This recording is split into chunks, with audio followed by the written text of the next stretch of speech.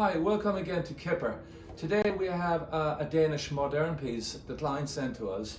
And she also sent us this very cool wallpaper. So we've just finished wallpapering it, paying great attention to bring the flow all the way down and centering all the medallions on the center of the door, left and right, so it's all symmetrical.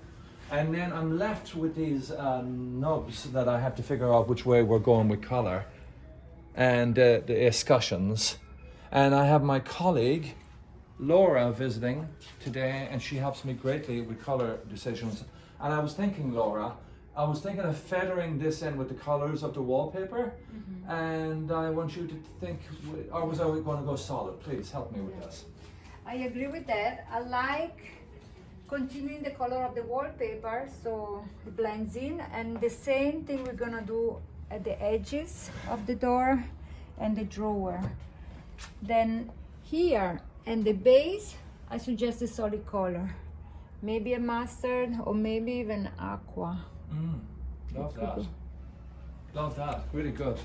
So we're going to do that and tune in, and you're going to see the results. So give us a thumbs up if you like what we're doing, or send us to the lines. No.